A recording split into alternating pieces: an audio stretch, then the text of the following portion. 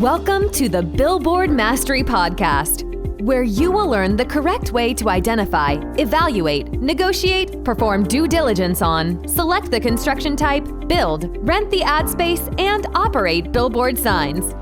And now, here is your host, the guy that built from scratch the largest privately owned billboard company in Dallas-Fort Worth, Frank Rolfe.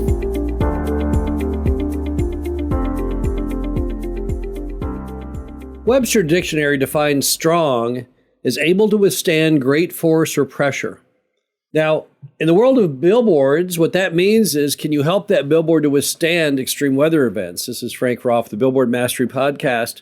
What do you do when the big storm comes? What do you do when the high winds come? What do you do when there's the giant red blotch on the map that signifies a super high intensity storm and it's aiming for your billboards? What can you do in preparation for that moment? Well, let's first go over a little bit about the design of billboards, because billboards are inherently built for weather events. If you look at how a billboard is put together, the billboard traditionally, the panels on the billboard are held on with gravity.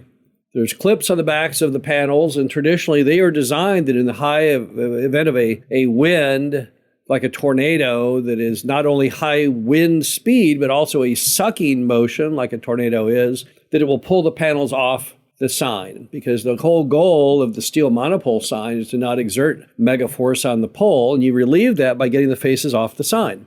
That's why when there's a hurricane heading for Florida, frequently billboard companies will go and take all the panels off because they know the wind load of the hurricane against just the metal frame of the monopole will not have the ability to topple it over. So signs were designed with weather events in mind. And in fact, normally to get a permit, you have to have engineering on your sign that will stand up to 100-mile-an-hour wind. And that pretty much covers almost everything out there except a direct tornado strike. So it's not as though signs are not really engineered for weather. However, there are some things you can do to help them out. Now, in the monopole sign, what you can do is you can weld what is called channel. Channel, it looks like three sides of a box, like the shoe box with the top missing. And when you weld channel to the monopole, it gives it great additional structural strength. You often will see that on really tall signs. If you ever noticed on a really tall sign, you may see this strange assortment of box-looking rectangles, and they're typically about 3 or 4 feet off the ground. And that's done because they're trying to reinforce the primary breaking point of the monopole. Because a monopole doesn't break off at the ground. When a monopole breaks off, it breaks off about 3 or 4 feet off the ground. Because if you take a pencil and hold it with two hands, one near the eraser, that's the base of it, and the other one a little bit higher up, you'll see it doesn't just snap off at the eraser, it stops off somewhere in between. And that's where you reinforce the monopole sign. Now, what if you don't have a monopole sign though? Then what can you do? Well, wooden signs are not really engineered for high winds because unlike the panels on the monopole, they're not held on by gravity. They don't let go. And wooden signs are really not as heavily engineered as metal monopoles. And while telephone poles are strong, typically a wooden sign cannot withstand the same pressures as the monopole can. So what can we do to strengthen the wooden sign, then you might say, so that when the storm hits the wooden sign, it doesn't break and fall over? Well, there's two schools of thought of how to make them better. One, which is probably the superior way, is to put a second row of telephone poles behind the first row and then braces that connect them. And because now what you're doing is you're displacing a lot of the energy and the gust to the poles behind. So it's as though you have two sets of poles holding the sign up as opposed to one. Now, you might say, well, how come all wooden billboards don't have that? Well, the problem is the brace on that can't be so low normally that it fits under the ad face.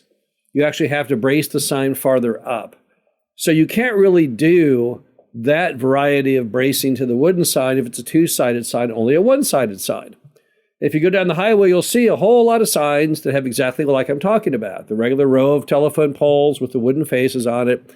And then behind that, a second set of wooden telephone poles with an angular brace that runs near to the top of the sign over to the smaller pole. But what if you have a two-sided sign? Then what do you do? Well, then you can do one more item. You can actually put in support cables, metal cables. These attach to the top of the sign, and then they go down and connect again to little wooden telephone poles or some other ground anchor to hold them in place. What you're now doing is, whether the wind direction is one direction or the other, it's going to help the sign withstand that sudden gust by having that reinforcement along the top of those metal cables. Now, you've seen that, I'm sure, before on power poles. You'll see power poles sometimes, particularly in areas where it's the final pole in a long run of poles, where they will have a metal cable that runs from the top of the telephone pole down to an anchor in the ground. Same exact thing. So when the energy from the wind comes and hits the sign, it is absorbed by those metal cables that help support it. And in that way, it reduces the force on the poles because the sign doesn't have the pressure like a lever pushing down on it, so it won't snap the poles. What's the downside of the cabling? The downside of the cabling is twofold. Number one, it's awkward to work around. It's hard to mow around, hard to get around. You can't really do it if there's a developed property beneath it because it takes up too much footprint.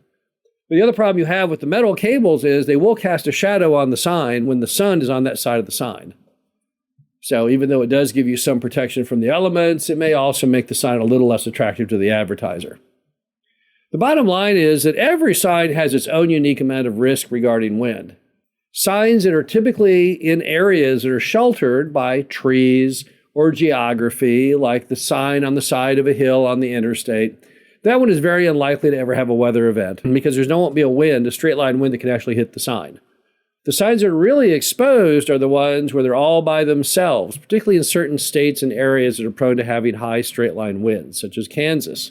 So every sign needs to be looked at as an individual to see, does it need extra help? Does it need extra reinforcement? And if the answer is yes, those are a few tips to try and make your sign a little safer when the big winds blow. This is Frank Roth, the Billboard Mastery Podcast. Hope you enjoyed this and talk to you again soon. Thank you for listening to the Billboard Mastery Podcast. Be sure to visit us at www.billboardmastery.com, where you can find past episodes of this show, plus an array of information to help you successfully build, buy, and operate billboard signs.